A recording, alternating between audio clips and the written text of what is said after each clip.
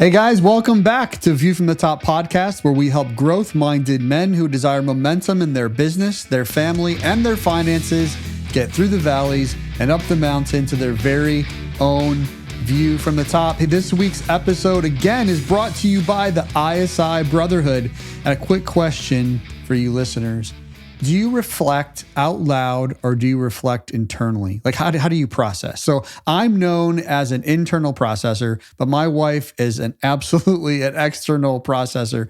And it's important to know how you process and reflect, because today's episode is kind of about reflecting. And so if you're an internal processor, it's likely that you journal and pray or sit and think a lot. Whereas if you're an external processor, it's more likely you talk out loud, right, to people around you. Big A and I are that way. I internalize, he gets it out there. So no matter what type of processor you are, it's important to keep accountable to someone about the conclusions that we come to when we're processing, no matter which type we are, right? So having guys that I trust with my reflections and my conclusions that I make just has a huge impact on my marriage, my children, my business, my finances, my spiritual journey.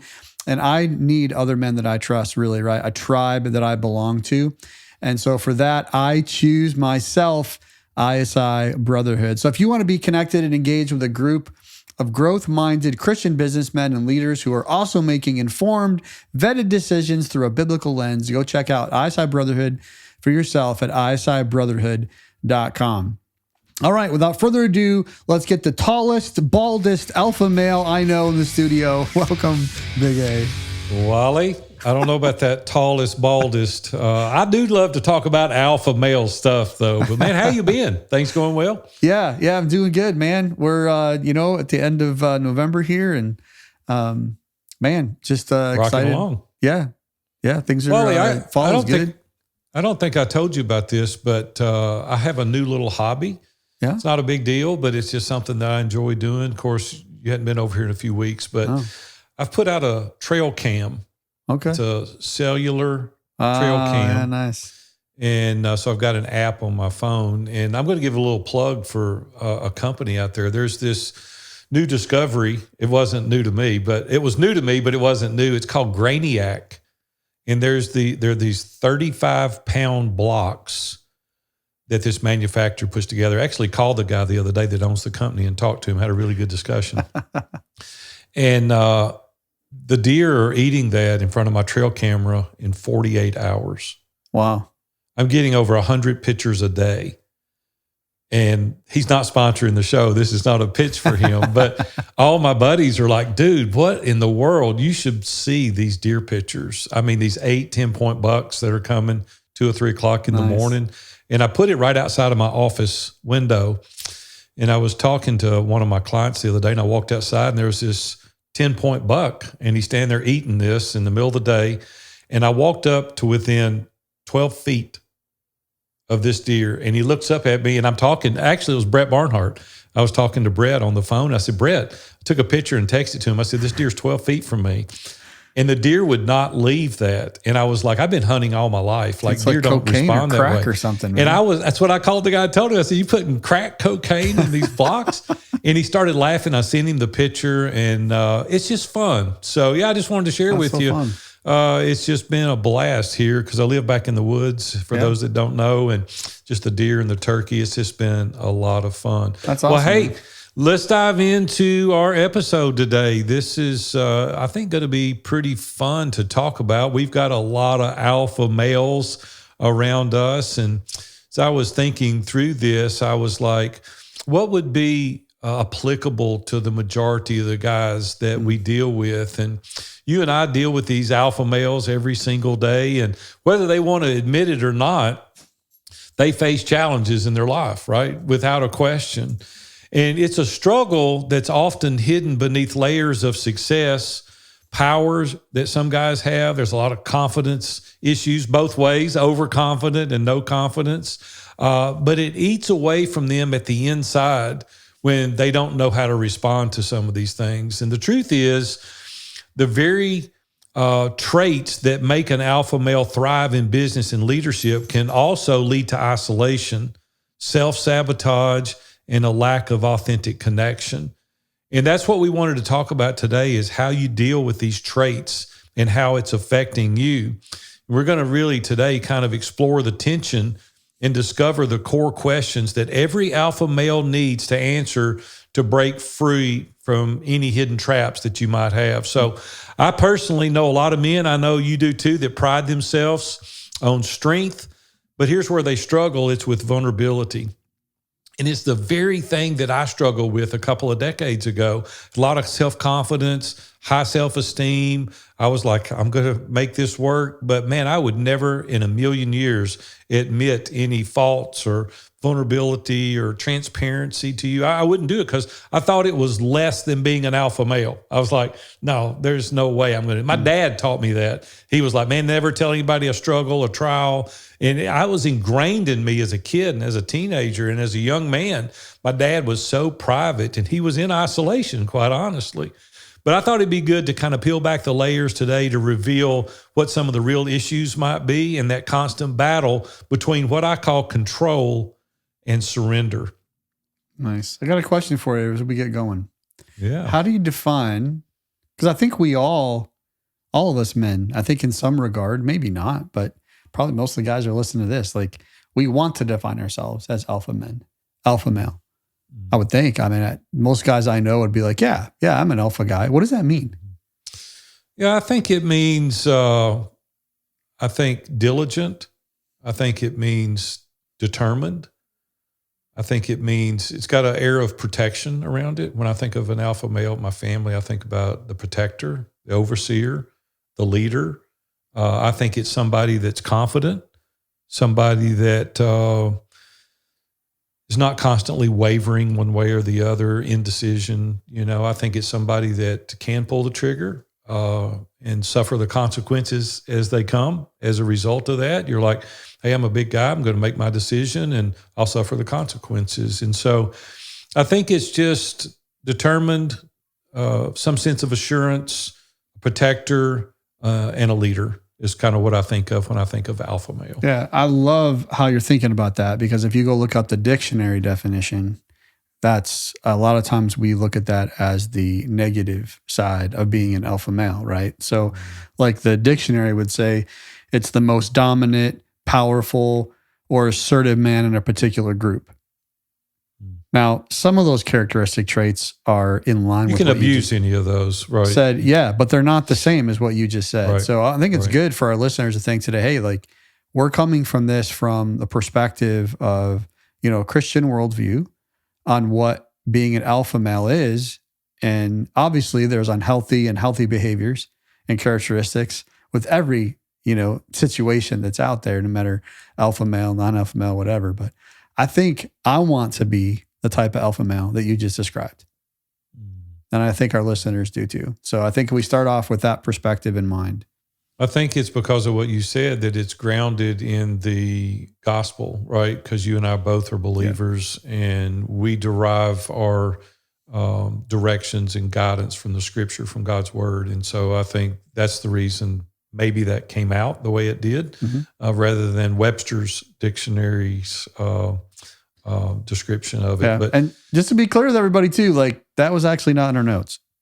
So I asked you that question, and it's I didn't know. It's not in our notes. So that was from the heart, what you said. And I think it's good to know as we talk through this, guys, and everybody listening out there, that this is the perspective that we're coming from. What's funny is we always have notes as a guideline because we want to stay on track. We've been got known to by our producer, and he said, y'all chase too many rabbits, and it's like, you need to stay. So they've helped us kind of create a framework that we try to stay on topic, but sometimes we deviate. But anyway, what do you think about, Wally, when you think about control and surrender, like in your role with your family, with your responsibilities? What comes to your mind that presents somewhat of a problem when you think about control? Or do you feel that you're a control person in regards to, people call me sometimes a control freak, and I know that's something that I've battled. Where do you fall on being a person of control? And then is it easy for you to kind of surrender? When we say surrender, that doesn't mean give up. It just means to be the best servant leader you can for your family. So and like for your humility occupation. coming from, Yeah. Not giving up, not throwing in the towel. So, where do you feel like you lie on this? I think for all of us listening, the idea of control and surrender, like initially when you start thinking about it, it feels very much like a dichotomy, right? It's like, how do you have one and the other, right? Like, how can you be that alpha male? How can you be that strong leader? How can you show up big, right? In your business, in your family, confident? How do you do that? And yet at the same time, how do you surrender or come from a position of, I like the word you use, a servant's heart, right? Servant's attitude out of humility. I haven't always done it well. There's definitely times I remember in the beginning of our marriage, especially beginning of our business, same thing, I was much younger and I wanted a lot of control. I didn't know I did. I couldn't have sat there and told me. In fact, I would have sat there and told you, no, like it's fine. But all of my actions pointed to the fact that I wanted control. I did a really good job at, I don't know if I'd say it was abuse. I think that'd be taking it too far because my motive wasn't off there. But I definitely did a lot of like mental manipulation with Sonia early on. And even early in our business, like I had learned that growing up of, how do I manipulate situations and people to get the outcome that I want? And were you conscious of doing it at the time? No, not at all. Not at all. I mean, much later in our marriage, like, 15 years in our marriage probably is where I learned it first. And then was able to carry over the lessons from that into business and to building a successful business.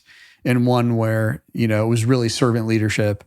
It really wasn't, top down, I'm the top dog, type of situation. So, but it took a while to learn it. I didn't know what I was doing early on, how it was even happening, right? I'd conditioned myself a certain way. And so it took time. How about you? Yeah. Like a few weeks ago, we did an interview and you made a comment, we're always going to be honest on these podcasts.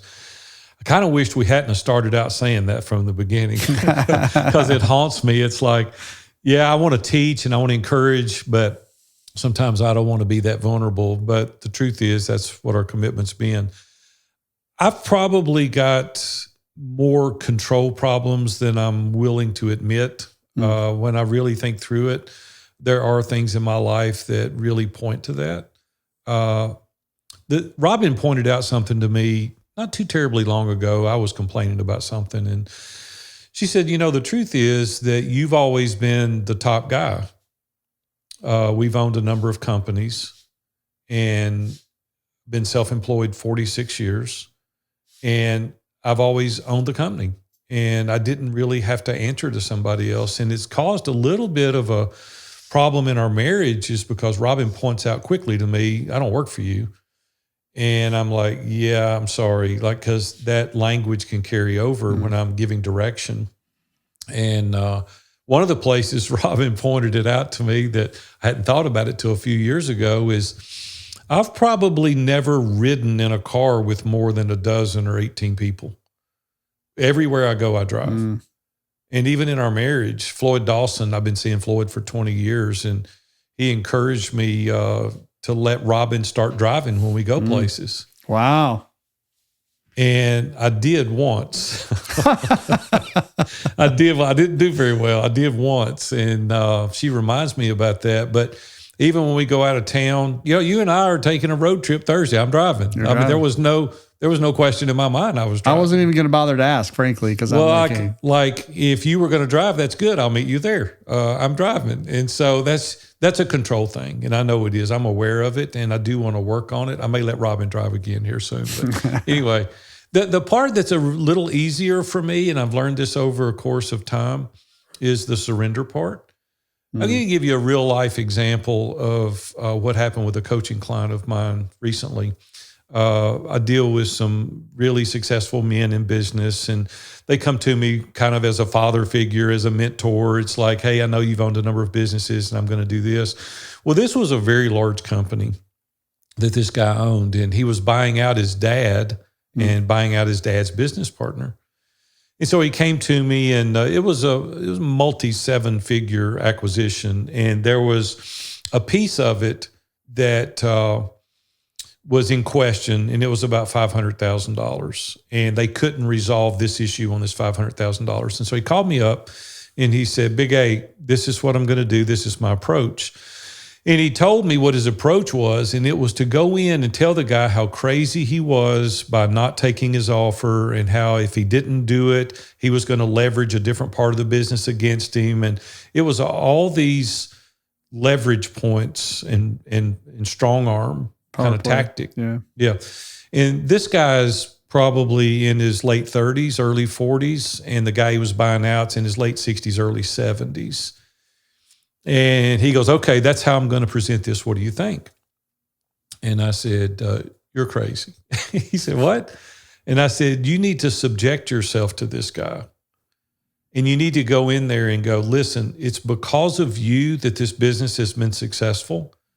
And I've got a different vantage point on the acquisition. And this is what I'm thinking. And I could be wrong. And I want you to prove me wrong if I am. But this is the way I see it. And I really respect you, and I trust you, and I know you're a man of good standing, and I really need your counsel on this." And he did. He didn't want to, but he did.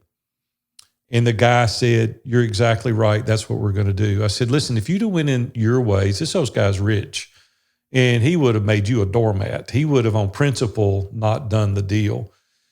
And my client called me the next day, and he goes, "Big A, you saved me $500,000. He said, "I could see it all over." And it worked like a charm on top of that, because I respected that guy.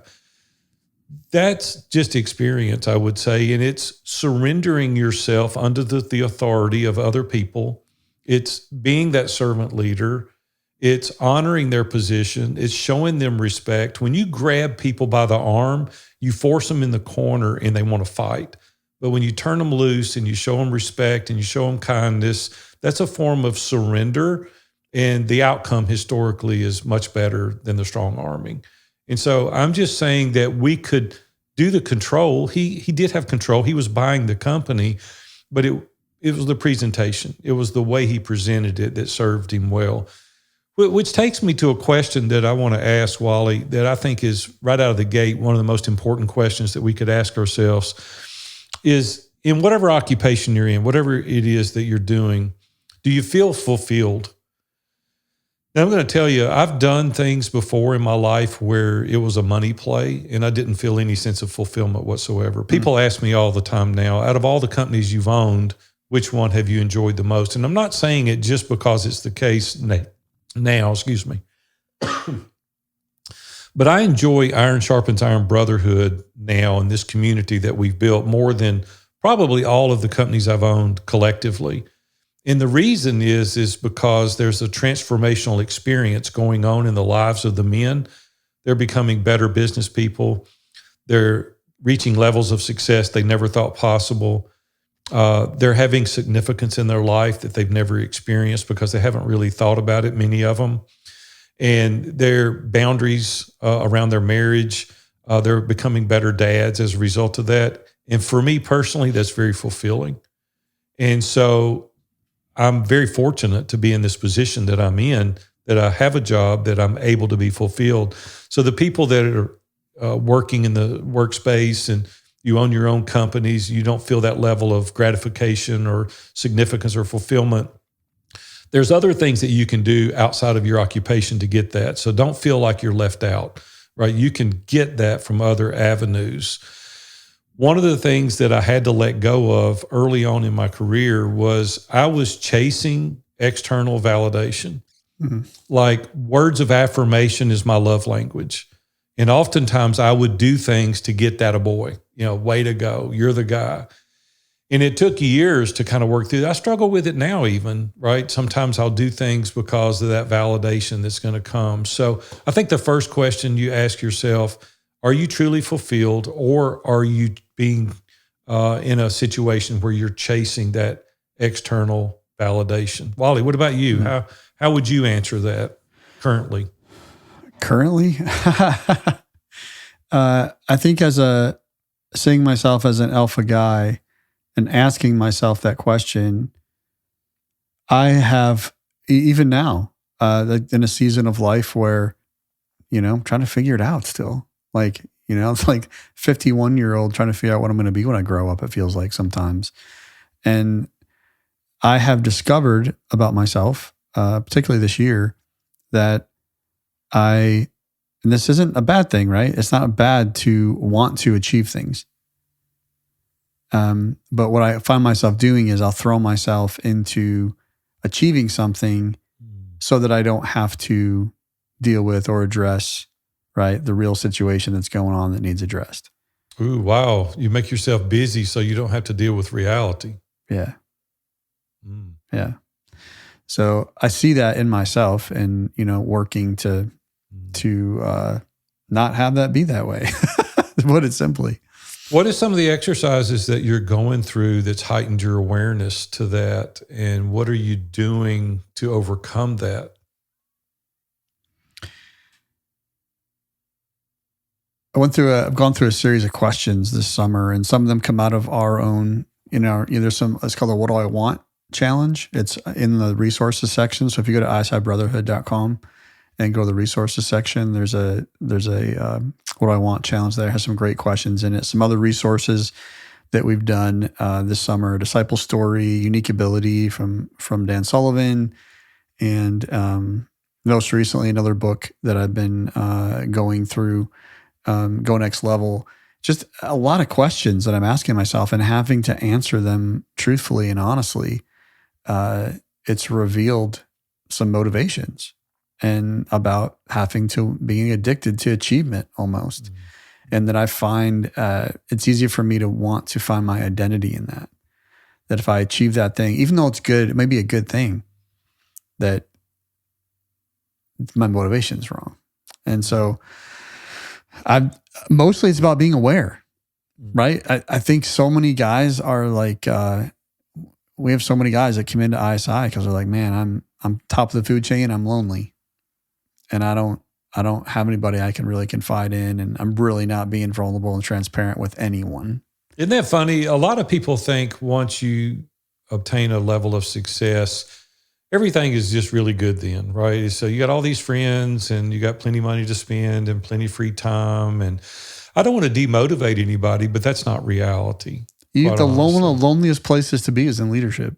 Yeah, it is, because you got to make these decisions. Yeah, it can be, unless you surround yourself with trusted advisors. It can be very lonely. And that's one of the reasons people join our organization. They're like, man, I need a band of brothers. I need people to give me pushback and feedback and encouragement and hold my arms up when I get tired and walk with me on this journey. And they're like, hey, I'm successful. I'm making hundreds of thousands or millions of dollars, but I don't have anybody to share with, or I don't have anybody to give me feedback, or, I've never been there before. What do I do next? And so, Wally, do you find that you, or you even know people that maybe confuse success with fulfillment? Like a lot of people, like it's the thing that I discovered. I thought that when I did too. That's why I wrote the book View from the Top, because how to have success and significance. The significance piece is what I was missing. Had a level of success, but I think a lot of us confuse those two things. Yeah, I agree with you 100%. Success. And oftentimes when we pursue more money or more power or more status, or it leads to just a kind of a hollow victory. I mean, it's not something that's sustainable. It's not something that really gives you what you think it's going to give you. Again, I never want to be that guy that has a little bit of money, says, money's not important. Money is real important. It's a great tool. I want it. I need it. It's useful. It's beneficial. It's helpful. Like, money is a good thing, but it's a tool. It's not the thing that's going to really fulfill you. It's the things that you can do with it that will. Real fulfillment comes from purpose. It comes from relationships. It comes from impact that you're making, not just achievements. And so let us not confuse success with fulfillment. Wally, let me go to the second question. Do you prioritize control over trust? And what I mean by that is alpha males really tend to take control in every single situation, like we described earlier. But true leadership really involves empowering others. And I think we got to ask ourselves, am I delegating responsibilities, or am I personally micromanaging because I don't trust others enough to delegate that responsibility? I love the question. I'm actually going to take a different approach on this question. We're talking about questions that alpha males need to ask themselves. Right. I want to talk just a moment to the guys that are out there right now that you want to be an alpha male, the right kind of alpha male, and you're a freaking slouch right now, that you're not taking leadership in your home. Matter of fact is you're not controlling enough. I don't mean controlling other people. I mean controlling yourself. Your behaviors, your personal behaviors, the things you're doing, the things you're looking at, what you're reading, what you're watching, the conversations that you're having, the things you're not doing with your wife that you know you need to do, the things you're not doing with your kids that you know you need to be doing. Letting your wife make all the decisions just because you feel it's easier, when the reality is you need to be in communication with her, helping her make decisions. Like, we have an opportunity. I say all that because there's times I struggle with that. But as a guy listening, you want to be an alpha male? Stand up, be an alpha male. Stand up and let's do it, right? You know, the truth is, Wally, I can't speak for every lady out there. I'm not a lady, so I can speak for my wife. My wife wants me to lead her. Yeah.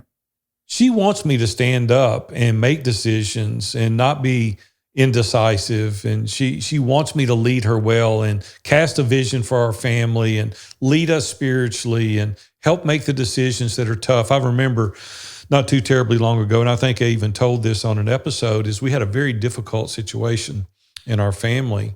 And I was like, she saw me crumbling. It was like, man, it was wearing me out. And she said, hey, I need you to be strong right now. And I was like, okay. So I had to take a deep breath. She called you up. I love it. She did. And see, they want us to be strong. And guys are lazy. I'm so glad you brought that out in this, because it is easier to sit and just let them make the decisions. It's harder for us to stand up and lead the way that they should. And so I'm thankful that you changed the tone of that question. Yeah. Still a great question, though. Do I prioritize control over trust? And I think we all have to ask ourselves that question. Sometimes we probably do.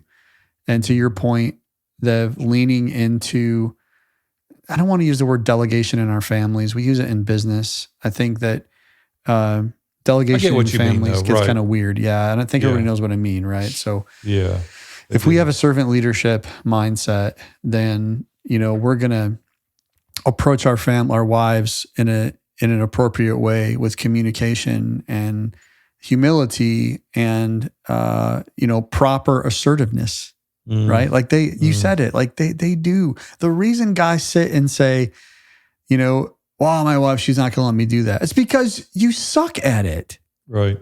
That's the truth. And maybe there's challenges that you got to work through to be able to get there together. Right. But man, giving up is not the answer. No. She wants to trust you in order for you to make a good decision. We have to earn that trust. It takes time. And then I think over periods of time, we can say, listen, and I do the financial side of our family, and I'll go to Robin and say the big things, this is what we're doing. She'll say, you know what, you've taken care of us 45 years and I trust your decision and I'm going to support you. Now, that doesn't come without questions. Sure, 100%. Right? They ask questions, they need clarity and they want to understand, but it's because there's been a level of trust built over the 45-year period. Number three of the 5, what am I avoiding emotionally and how is it affecting my relationship? A few weeks ago, you and I were talking about some of this on the podcast. If you haven't listened to it, go back and listen to it. It was talking about, are you about to have an affair? And in that, we were talking about the emotional side of our marriage. And as you've said in other areas of your marriage, this is a place that I haven't done as well. It's like when I get home at night, I'm so tired. It's like, I don't want to go over that again. Robin wants to hear the details. And that's where she gets that emotional connection. And so I'm avoiding some things emotionally. And it does affect our relationship. I can tell when I go home, and I told in that episode that we had a really great conversation that night on the couch. There were some things I was struggling with. I had a hard day, and I was telling her about some of these things, and she probed a little deeper and asked some great questions, and it really bonded our relationship. You could feel it. You can feel the relationship coming together intimately in regards to the emotional side of our marriage. And so alpha males often suppress emotions to maintain an image of strength. And guys, I just want to tell you, there's nothing further from the truth. A lot of people tell me oftentimes they don't want to join the ISI brotherhood because they said, I don't want to get in there and let the facade down and let you see where I'm struggling because I'm an alpha male, I'm strong. They don't say it in those words, but that's what they mean. What it means is when you do that and you're vulnerable and you're transparent and you get down to a solid foundation that we can really help you, that to me shows strength. It shows to me that you're really interested in building on something solid rather than on a fleeting idea or something that you're hiding behind. And we have to be somewhat emotional with our wives to let them see that level of vulnerability. They connect with us on that. And alpha males just don't want to do it. But the avoidance of that can strain your personal relationship, especially with those that are closest to them. Like Robin wants me to be vulnerable. In situations over the course of our marriage, serious situations, you break down sometimes. And it's like, she's like, and I don't want to do that. I don't want to be like, I'm not going to cry. I'm not going to. She say, it's okay. It's okay that this is important to you. And I get it. There's, again, that bond, that connection. It's funny. I told Robin one time, I said, I wished I could be a woman just for a day, just for one day, no more, just for one day, just for one day. So I could better understand, right, how they connect. I think you'd be more confused, but that's just. I don't know. Maybe not. I appreciate your desire. She said, I don't want to be a guy for one day. But anyway, that's the thing is emotionally. Wally, you do a really good job with this because you really get deep into the feeling side and the emotional side and connect. So I would suspect that's not been a real challenge for you and Sonia. Well, let me bring this into a workspace. Marriage, no. I'm my daughters and that I'm pretty good. Workspace though, we won't get into specifics, but even this week we had a leadership team huddle, and there was some deep emotional things that I didn't want to say. I didn't want to bring out, and it was an emotional meeting. Yeah. And why didn't I want to bring it out? Because my relationships matter. Right. And I didn't want it to cause an issue, be an issue, whatever. Right. And I haven't even told you this yet because I haven't had a chance really to talk to you because it was just yesterday that we met. Yeah. But it was super hard to do that and be so vulnerable in our team together like that. But even just being able to do that space where we got to the place where we trust each other. Right. To be able to be that vulnerable and that emotional. I walked away yesterday feeling empowered. That's good. And like, you can't do that in every situation. Like you've got to, at work, you've got to trust the people. Right. You've got to be in alignment on the team. Yeah. Right. We've seen a number of guys in ISI that they use their ISI mastermind group, their band of brothers, that they essentially use them as that.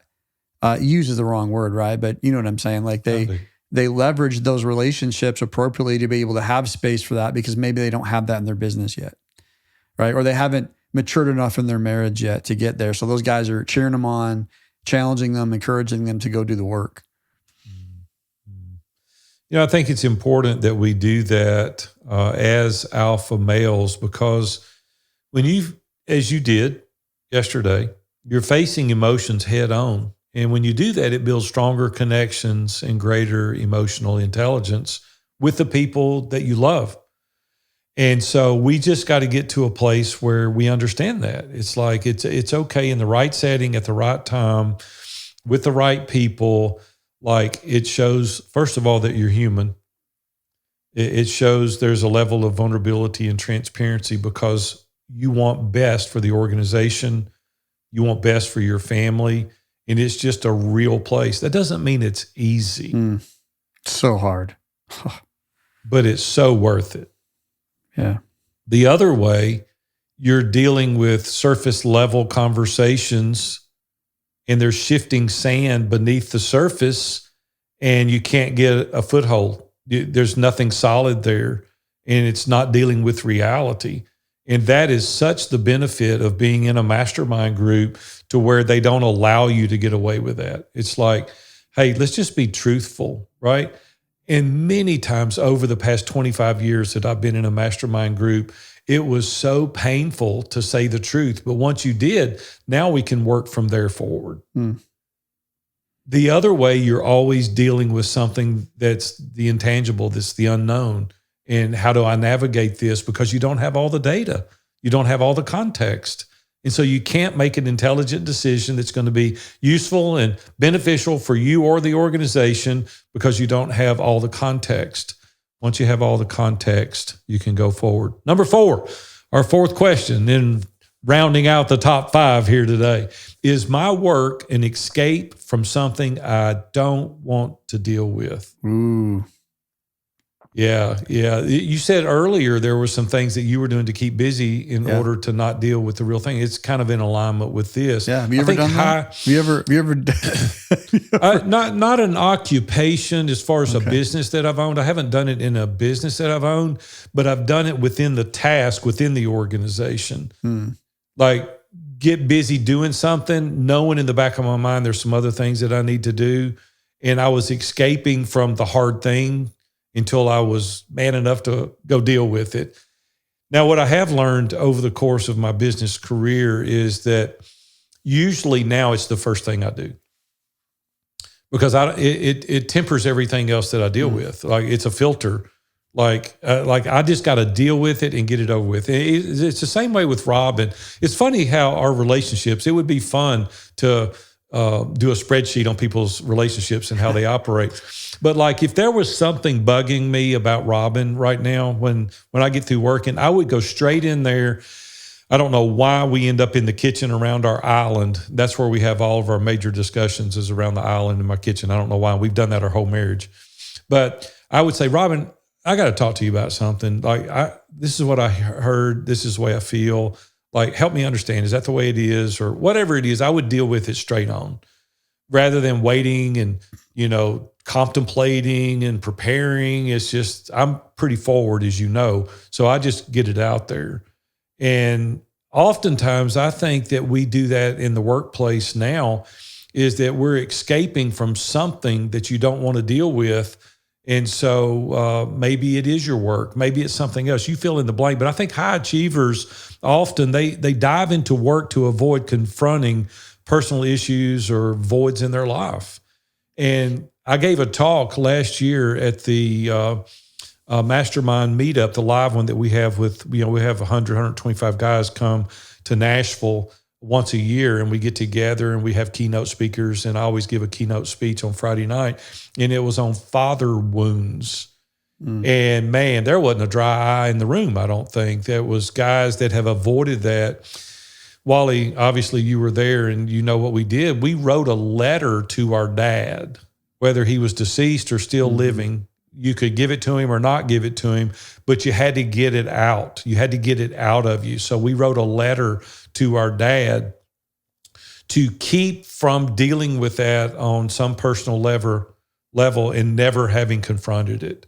And so I think that we lie to ourselves. I think that we tell ourselves, as Brett says, rational lies all the time, and we're always escaping from the reality of it. So ask yourself, what am I running from? And what will happen if I face it instead of hiding it behind my busy schedule? So that's what I want you to do. You can do it later after this episode, but you can make notes. You can ask yourself these questions, but are you running from something? Because it's not going to go away until you deal with it. Whatever it is, it's just not going to dissipate. So there's another have you ever aspect. done this? There's another aspect to this too, though. I think Big A, as alpha males, that the byproduct of not dealing with something in our families, in our businesses, in the ministries that we're in, is that when we don't deal with the thing, we're going to use something else. Yeah. Right? to be distracted by. And We often do. we can create more challenges because our mindset, and we know we should be over here. And yet we're trying to force this and move this and make this happen and do this thing, trying to avoid what we really need to be doing. And we end up creating more of a mess. Other situations that we then got to go clean up as well.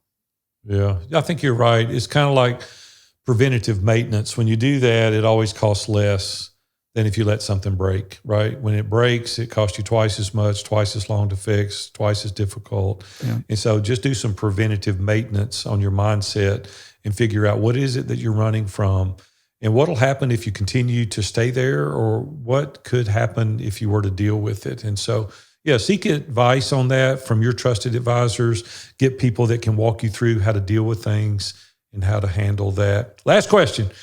All overachievers, alpha males, should ask themselves, who am I when I'm not achieving or winning? I didn't want to read this question, to be honest with you, because of the 5, this is one that I've probably struggled with the most because I'm an overachiever. I've got to be accomplishing something every minute. Every step's got to count, very calculated when it comes to organization and, things like that. I feel like that my identity is tied up into some of that. When I don't own a business, or I'm not accomplishing something, or buying a business or selling a business or running or starting, I feel like, who am I? The truth is our identity is found in Christ. Mm-hmm. We shouldn't have to do any of these things to find our identity. But I wished it was as easy to do as it is to say. It's not. Oftentimes with guys that have some level of success, they always feel like they need to be accomplishing something. And I think these alpha males tie their identity to what they achieve. And my question to you is when those things go away, who are you? Mm. And if you're not accomplishing something or you're not winning at something, who are you? But the success fades or it slows down. And then what's going to happen to who your identity is, or who it's tied to, or what it's tied to? Defining yourself beyond your accomplishments is the key to lasting contentment and self-worth. Now, there again, we could do a whole podcast episode around this one question. But there's a difference in complacency and contentment. There's a difference in no self-worth, obviously, and self-worth. But I would just encourage you today, as a believer in Christ, to trust that you are enough. God says that you're enough, right? And I don't want to get all spiritual on you here and preach a sermon, but the truth is that's where our identity is found. It's not in these achievements. It's not in your accomplishments. Because as I said, when those things go away, who are you? So struggles for you, Wally, has this been something that you've wrestled with in your identity or in achieving and winning? And when you're not, who are you? I think the big moment came for me in, a little bit after 2019 when I sold my business. And at that point, I've been married for 25 years and, had the house paid off and the daughters were pretty much out of the house, had one more to get married, but she was already in college. And so, you save for college, you save for weddings, you do all this stuff and you work hard to get to a point where it's like, all right, if I get these things done, this is what winning looks like. Right.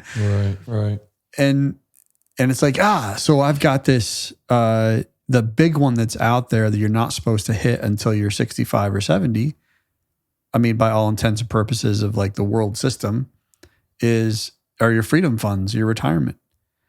And so when you have a windfall, either from an inheritance or from working hard and, finding success through a business sale or even through revenue in business, I know the number of guys that have an immense amount of revenue every year, profit, that they're able to help solve help to reach the goals they want to achieve. And then they start to get it, right? It starts to happen and you're like, whoa, okay. Like, even though I knew my identity was in Christ, so much of my life had been tied up in like having to achieve these things to get to that Sure. point. And so when you start to experience some of that, some guys experience, wins way earlier with smaller things that can put them into kind of a tailspin. And sometimes it's, bigger things and bigger moments. But for me, that's what it was. And it's been a journey for sure. I talked about it a little bit earlier, right? It's just, I'm probably going to talk about it for a little bit longer on some of these podcasts. You'll talk about it forever because it never ends. We've constantly got to be tweaking and massaging and aspiring to do better. And so, guys, as we end up today, ask yourself these 5 questions. And I want you to ask yourself if your accomplishments are truly fulfilling or if you're chasing external validation. Fulfillment comes from living with purpose, not just achieving goals. When you stop avoiding what's going on inside, confronting your emotions head on will improve your relationships. It'll deepen those connections, and it will ultimately lead to what we call a richer life. I want you to understand who you are without the labels of success. And I know that's difficult. I've chased it the majority of my career, and it's very difficult to understand who you are without the labels of success. But true power, I want you to know, comes from knowing your worth beyond your achievements. And real strength is found in vulnerability. I'm going to talk to every alpha male that's listening right now. Listen, it's time to break free from the chains of achievement and control. Answer these questions honestly and take the first step towards deeper fulfillment. And remember, your strength lies not only in leading others, but in the courage to lead yourself. You'll take action on these questions, you too can have a view from the top. Hey guys, thanks again for listening in this week. Wow, what a powerful episode for all us alpha males that are doing our best to crush it in life. And also for those guys that want to be alpha males, right? This is our chance. This is our time to step up and take the bull by the horns, if you will. If you're looking for other guys to be around you that, man, you need connection and you want to engage with and you want guys you can do life with, I really encourage you to check out the ISI Brotherhood. You can do that at isibrotherhood.com. I hope to see you in there. And if I don't see you there, though, I will see you next week.